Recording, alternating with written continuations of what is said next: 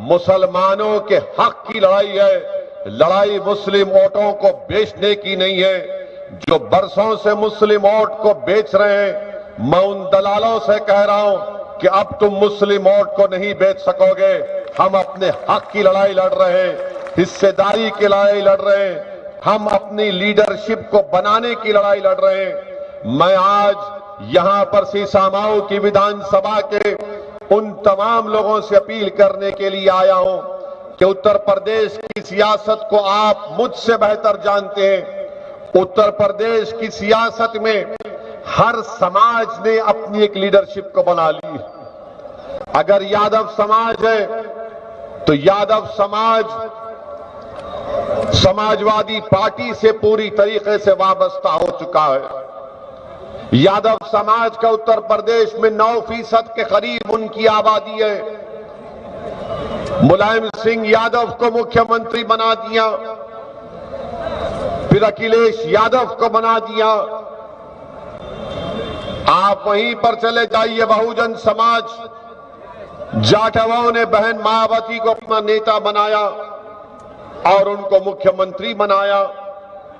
ये बात बिल्कुल सच है कि जब कभी भी समाजवादी पार्टी की सरकार बनती है, उत्तर प्रदेश के हर थाने में कम से कम 2 ऑफिसर्स यादव समाज के तकर्रुर हो जाते हैं।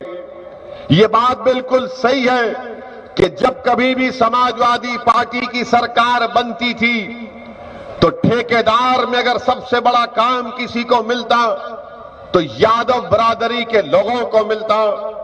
ये बात बिल्कुल सच है कि आज बीजेपी की सरकार उत्तर प्रदेश में, मगर आज उत्तर प्रदेश के अगर आप पुलिस स्टेशन और थानों में जाएंगे तो कम से कम 2-2 ठाकुर ऑफिसर आपको मिल जाएंगे।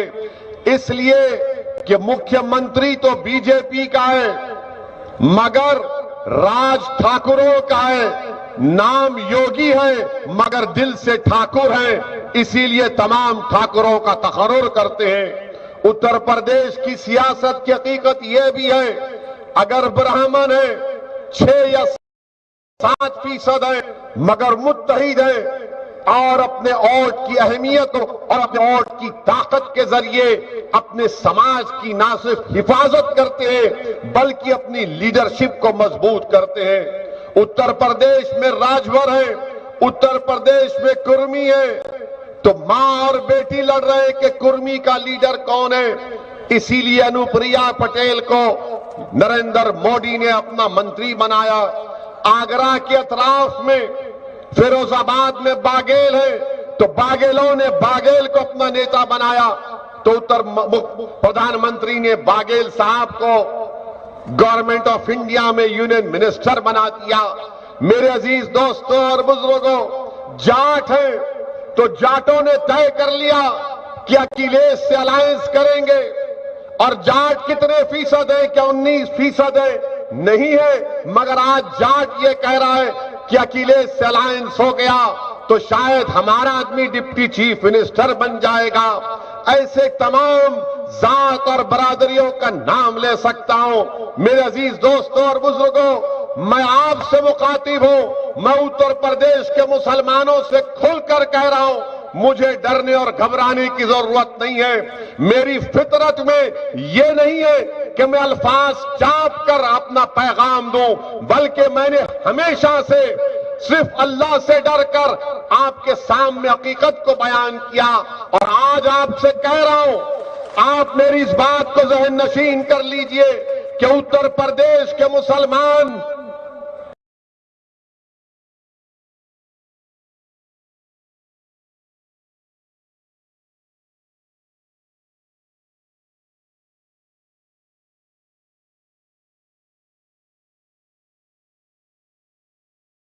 उत्तर प्रदेश के मुसलमान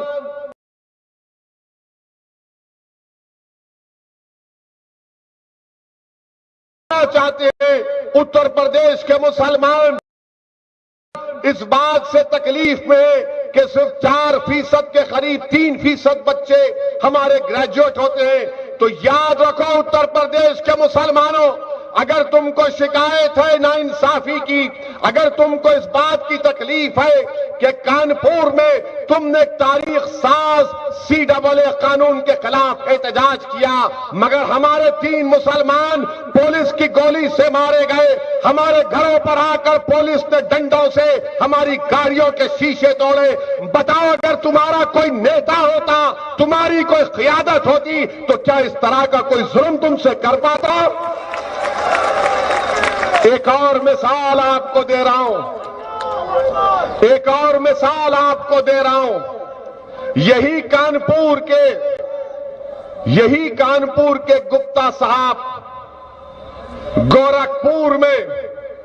गोरखपुर की पुलिस ने उनको मार दिया, गुप्ता साहब की मौत हो गई।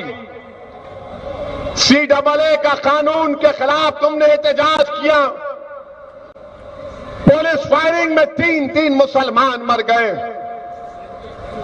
बल्कि इसी साल अफसर नामी मैकेनिक को कानपुर में उसकी दुकान के सामने शराब में धुत लोगों ने उसकी दुकान के सामने पेशाब किया, तो अफसर ने कहा मत पेशाब करो, तो जालिमों ने अफसर पर गाड़ी चढ़ाकर उसको मार दिया।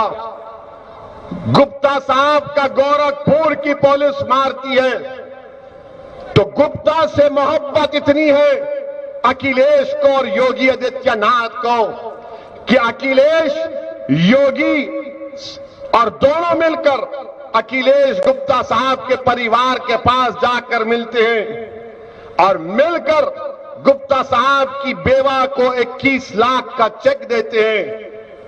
योगी आदित्यनाथ गुप्ता परिवार से मिलकर 51 लाख का चेक देते हैं और एक सरकारी नौकरी देते हैं। बताओ कितने गुप्ताओं का आबादी में तनासुब है, कितने गुप्ताओं का वोटर लिस्ट में नाम है।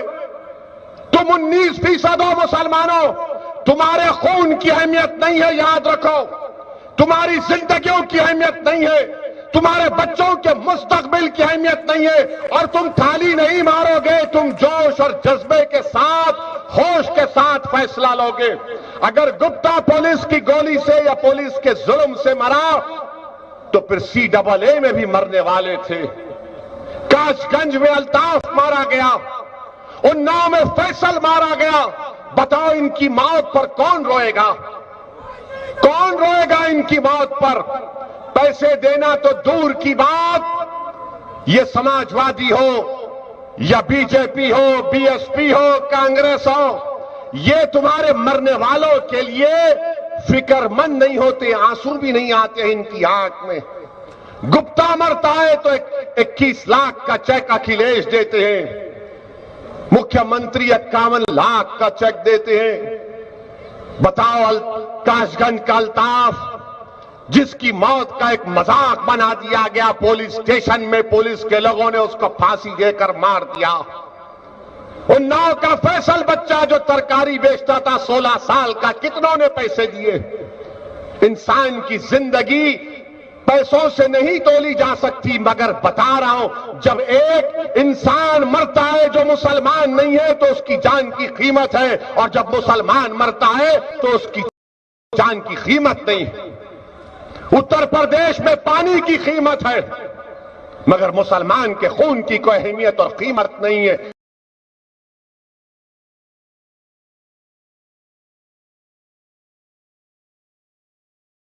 हो जाए, हम मर जाए, कट जाए, बर्बाद हो जाए, ऐसे 100 अल्ताफ मर जाए, ऐसे 100 अफसर मर जाए, मगर सेकुलरिज्म को जिंदा रखना। कौन सा सेकुलरिज्म है बताओ आप?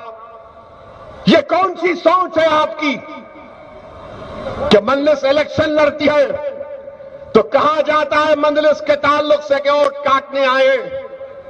क्या पार्लियामेंट का इलेक्शन मजलिस लड़ी? अखिलेश और बहुजन समाज पार्टी ने अलायंस किया, 75% मुसलमानों ने उत्तर प्रदेश के वोट दिया, तब भी समाजवादी और बहुजन सिर्फ 15 लोकसभा की सीट पर कामयाबी हासिल कर सके। कांग्रेस के राहुल गांधी अमेठी से हार गए, क्या असदुद्दीन ओवैसी वहां पर गया? नहीं गया। तो फिर किस बुनियाद पर? और ये दिल्ली और लखनऊ में बैठे हुए दल्लालों से कह रहा हूं, दल्लो याद रखो, जो तुम बार बार मुस्लिम वोट कहां जाएगा, मुस्लिम वोट कहां जाएगा, तुम कभी ने प्रोग्राम किया कि हिंदू वोट क्यों जा रहा है बीजेपी को? तुमने कभी पूछा कि यादव क्यों वोट डाल रहा है बीजेपी को?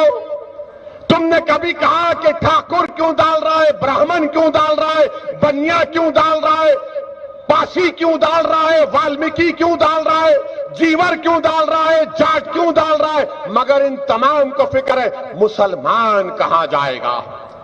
क्या मुसलमान तुम्हारा कैदी है? क्या आप कैदी हैं इन लोगों के? क्या अल्लाह ने आपको सोचने का सलीका नहीं दिया? क्या आप अपना फैसला नहीं कर सकते?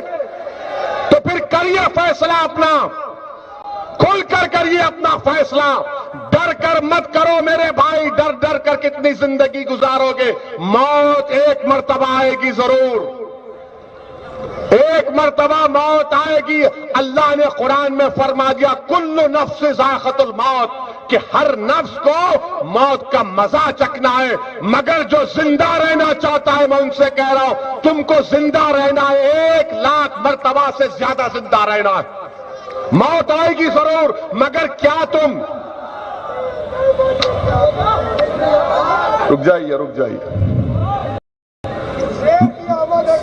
हाँ, अभी सुनो कि मुत्तहिदा अपने वोट का इस्तेमाल करिए। हर बार आकर कहेंगे ये जीतेगा वो हारेगा। अरे कि हम ठेका लेकर बैठे हैं किसी की जीत और हार का?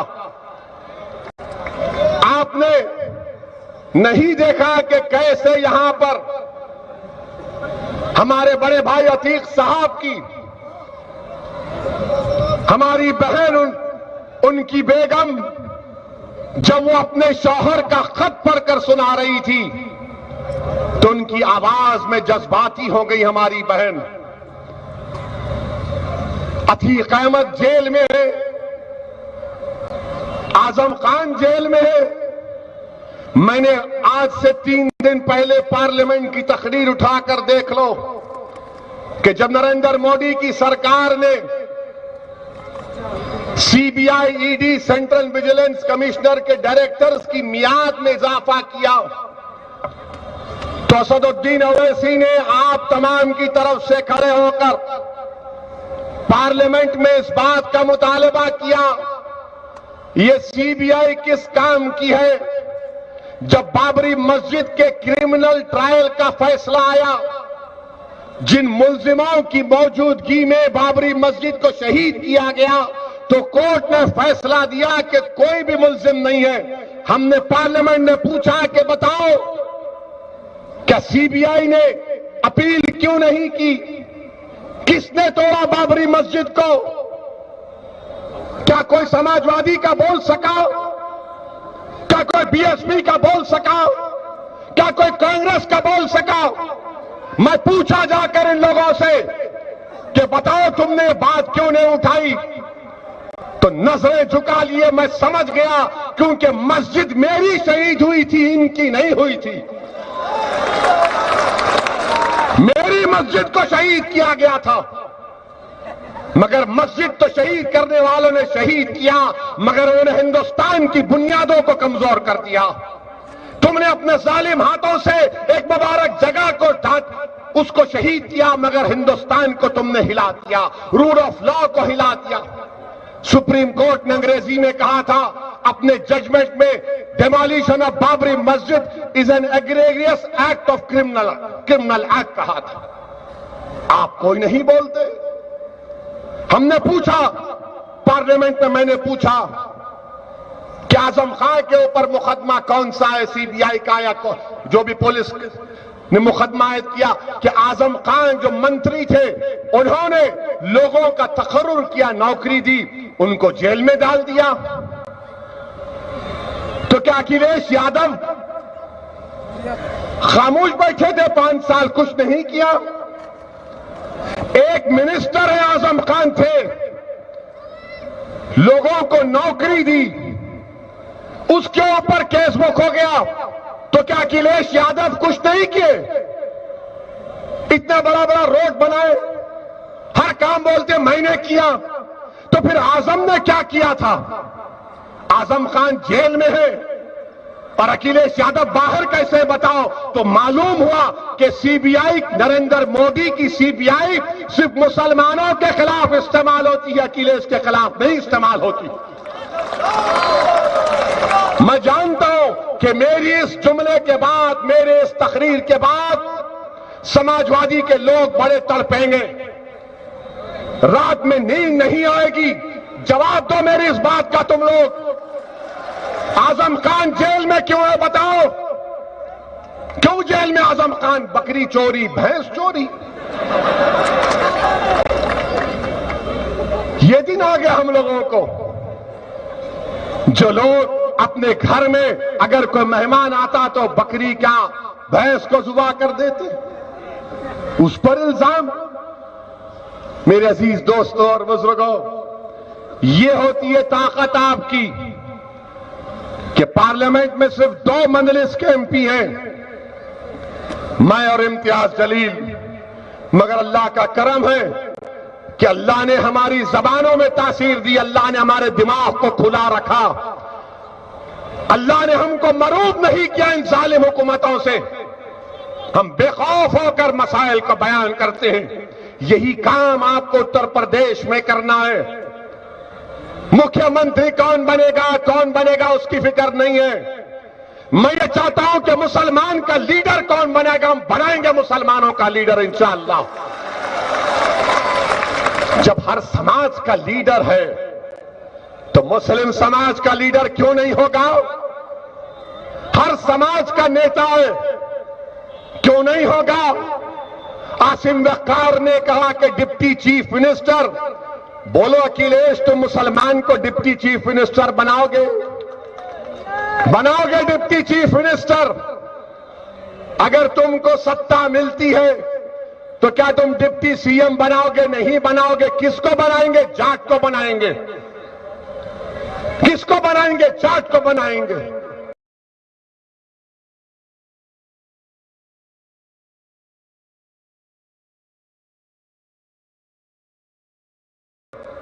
ये तय हो गया, कामयाब हो सकता है इंशाअल्लाह ताला। क्या हम बीजेपी को नहीं रोक सकते? CAA का कानून अगर आज भारत में रुका हुआ है, अमित शाह और मोदी परेशान है CAA कानून पर, तो भारत के मुसलमानों के एहतजाज की वजह से डरे हुए हैं। ये इन सियासी पार्टियों ने क्या किया? समाजवादी ने, कांग्रेस ने, हमने अपना खून बहाया। अलीगढ़ मुस्लिम यूनिवर्सिटी में बच्चे का हाथ कट गया, जामे मिलिया में बच्चे की आंख चले गई, लाठियां बरसाना पड़ा। दिल्ली के फसादात में हमारे घरों को जला दिया गया, 19 मसाजिद को नुकसान या जला दिया गया। अरे तुम्हारा क्या नुकसान हुआ? हमने एहतजाज किया, जमहूरी तरीके से एहतजाज किया तो मोदी और अमित शाह डर गए। जब तुम डर को निकालोगे अपने दिलों से उत्तर प्रदेश के मुसलमानों, तुम्हारी क़यादत उसी दिन बन जाएगी। तुम जंग से पहले उत्तर प्रदेश के मुसलमानों, मैं तुमसे कह रहा हूं, भीख मांग रहा हूं, तुम जंग से पहले नतीजे की फिक्र मत करो। 60-65 साल हो चुके हैं, तुमने क्या हासिल किया बताओ? 19% की आबादी, 28% उत्तर प्रदेश की जेलों में मुसलमान हैं। अतीक अहमद के भी औलाद है, बड़ा बेटा गैब है। एक बहन हमारी तकलीफ से अपने शौहर की खत को पढ़ रही है। गुजरात की जेल में अतीक अहमद को रख दिया गया। हमको अहमदाबाद गया, मैं मिलना चाहता था अतीक साहब से, तो गुजरात की सरकार ने, बीजेपी ने कहा कि ओवैसी नहीं मिल सकते। मेरे अजीज दोस्तों और बुजुर्गों, इस नाइंसाफी को खत्म करना है। अगर आप इसी तरह सोचते रहेंगे कि कैसा होगा, क्या होगा, याद रखो, शैतान हर नेक काम करने से पहले इंसान को डराता है। शैतान और नफ्स एक मुसलमान से कहता है कि मत कर ये नेक काम। आप सोच लो, अगर आप सुबह उठेंगे कि मैं नेक काम करूंगा, शैतान बोलेगा ये करेगा तो पैसों का खर्चा होगा। तुम नेक काम करोगे तो नफ्स बोलेगा अरे बाद में किया जा सकता है। मेरे अजीज दोस्तों और बुजुर्गों, उत्तर प्रदेश के खास तौर से गयूर मुस्लिम नौजवानों, ये लड़ाई तुम्हारी लड़ाई है। मैं अपनी लड़ाई लड़ने नहीं आया हूं। मैं तुम्हारी जवानी को बचाना चाहता हूं। मैं चाहता हूं कि जब तुम बूढ़े हो जाओगे, जब मैं नहीं रहूंगा, मैं खबर में रहूंगा, तुम जोश में रहो, तुम्हारा राज रहे, तुम्हारी क़ियादत रहे, तुम्हारी आवाज रहे, तुम्हारी इज्जत बहाल हो जाए। नौजवानों, ये लड़ाई तुम्हारी है।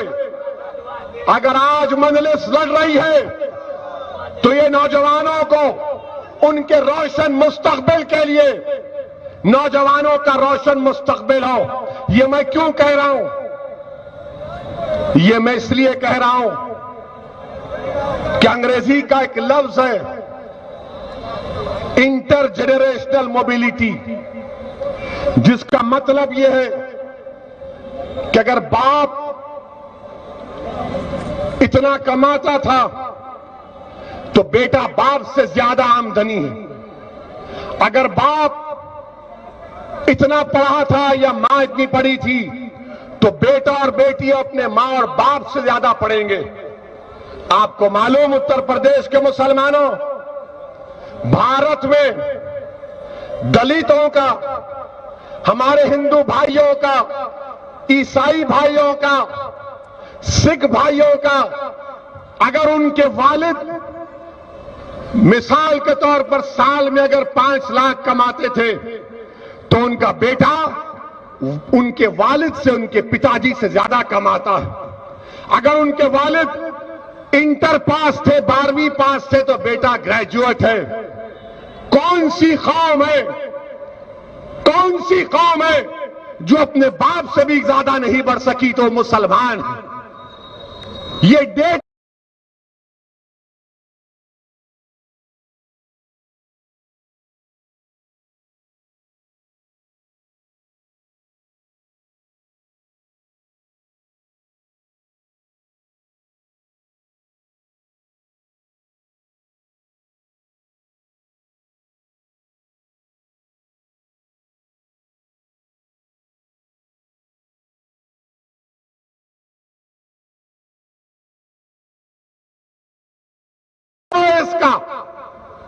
इसका रिकॉर्ड है। अपनी तमाम ख्वाबों को, अपनी उम्मीदों को, अपने बच्चों के रोजगार को, अपने बच्चों के तालीम को तुम उसको खबर बना देते हो, बर्बाद कर देते हो। क्योंकि ये जानते हैं ये नाम निहाद सेकुलर पार्टी के लोग कि मुसलमान को सिर्फ डराओ बीजेपी से। बताओ कानपुर के मुसलमानों, तुम अल्लाह से डरते या मोदी से डरते? बताओ। तुम योगी से डरते, अल्लाह से डरते? बताओ। तुम क्या अखिलेश से मोहब्बत करते या अल्लाह से मोहब्बत करते? बताओ। तो फिर मोहब्बत और डर जब तुम खुलकर कह रहे हो तो करो मोहब्बत अब्बुल आलमीन से, जो हमारे मुकद्दरों का फैसला करने वाला। और याद रखो, अल्लाह उस कौम की हालत को नहीं बदलता जो अपने आप को बदलने के लिए तैयार नहीं। अगर तुम अपने आप को बदलने के लिए तैयार हो जाओगे तो अल्लाह की तरफ से नुसरत भी आएगी।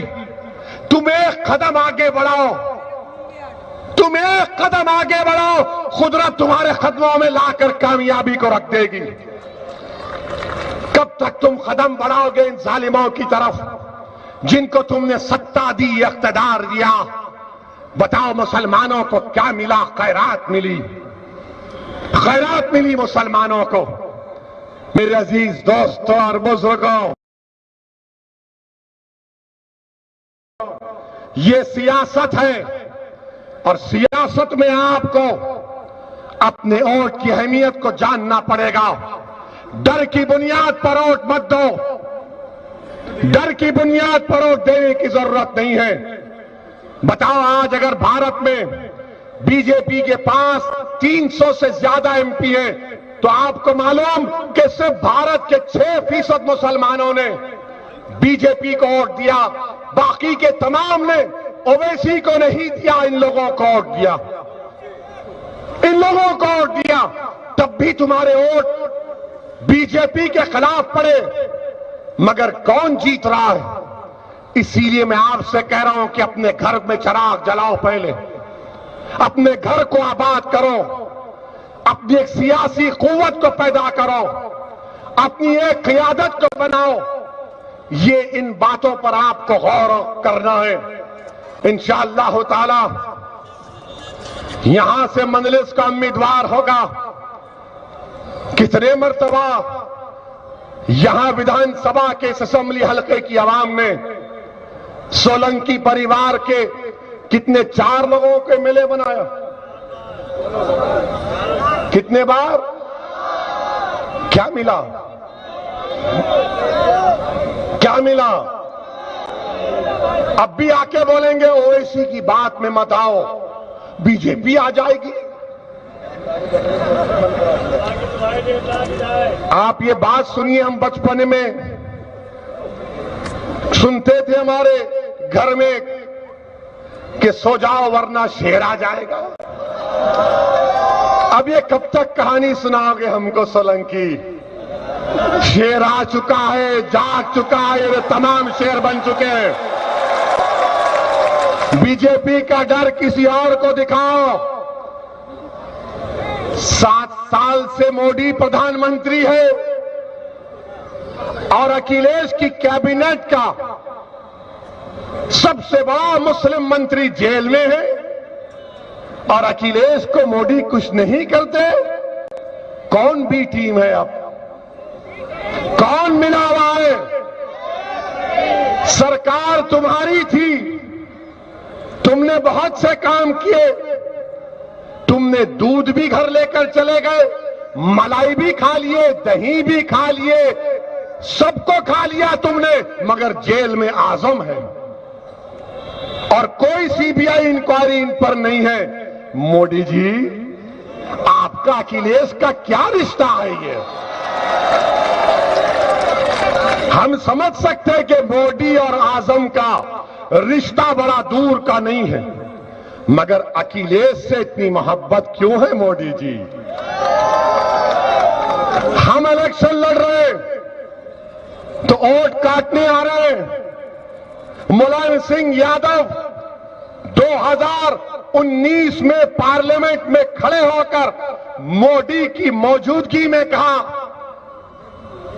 कि मैं उम्मीद करता हूं कि तुम दोबारा इस देश के प्रधानमंत्री बन जाओ, मैं तुमको आशीर्वाद दे रहा हूं। मुलायम सिंह बोलेंगे तो बड़ा काम, और वैसी गरीब मुसलमानों की हक की बात करेगा, वोट काटने आया है।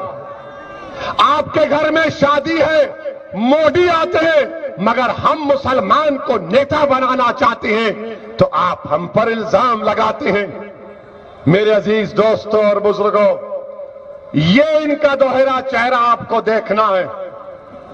कोई अलायंस करे या ना करे, मुझे उसकी फिक्र नहीं है। मैं एक दीवाना हूं, मैं मन चलाऊं, मैं अल्लाह की जात पर भरोसा करके अपना काम करता हूं। मुझे कामयाबी मिलेगी इंशाअल्लाह ताला, दुनिया में भी मिलेगी और आखिरत में भी मिलेगी इंशाअल्लाह। अल्लाह हमारे लिए काफी है।